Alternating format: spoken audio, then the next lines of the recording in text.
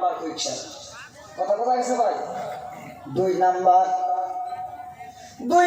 হুজুর গো, ও হুজুর আমার টাকা নাই পয়সা নাই, যাদের টাকা পয়সা আছে টাকা পয়সা জুড়ে তারা মক্কায় যায় মদিনা যায়, তারা নবী রওজা মুবারকে জিয়ারত করে হজ করে না গো বাবা? একটু বলেন তো দেখি, যার টাকা পয়সা নাই ওই ব্যক্তির কি নবী রওজা জিয়ারত করার ইচ্ছা আছে কিনা বলেন তো দেখি? ওই মারফতের নামাজের মধ্যে একটা আমল আছে, ঘুমের মধ্যেও একটা আমল আছে। ওই আমলটা যদি বাবা 40 দিন করে, বাবা আপনার টাকা পয়সা খরচ করা লাগবে না। 40 দিনের মধ্যে ঘুমের মধ্যে হোক স্বপ্নের যুগে হোক যেই কোনো হালতে হোক, আল্লাহর নবী ওই উম্মতের সঙ্গে দেখা দিবে। একটু জোরে বলুন না মারহাবা।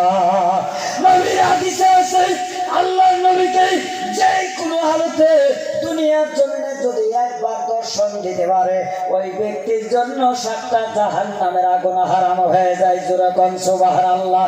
ও হুজুর গো, শরীয়তের আলিম এটা দেখাইতে পারবে না, শরীয়তের আলিম খালি নবীর মহব্বত করা কথাই বলবে।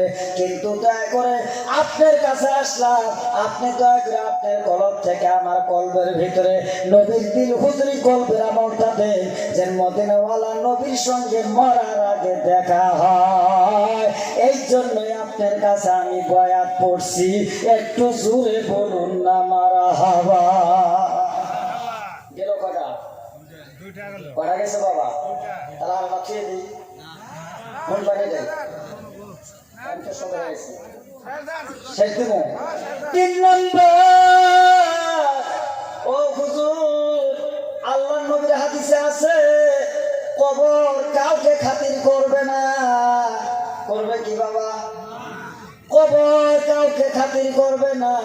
ওই কবরের মধ্যে বান্দার যদি আযাব হয়, সাপ বিচ্ছু যদি আসে, একবার যদি দংশন দেয় 70,000 বছর জ্বালানি থাকবে।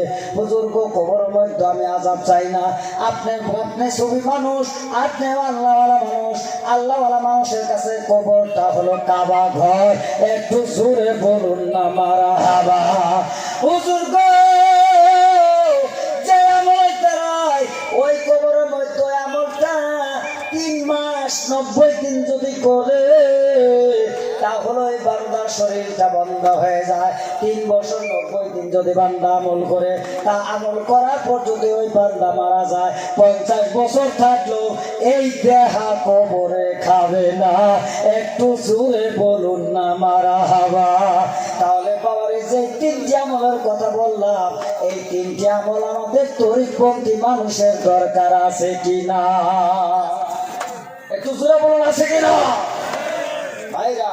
আর আমরা মরে যাওয়ার পর পয়সা যাই না তো, কথা কোন যাই না? আল্লাহ কয়, জীবে তোর ভালো আমানত দিছিলাম, আমানত যদি খেয়ামত করছো, তাহলে তো তোর হিসেবের আর শেষ ঠিকানা। এই বাবা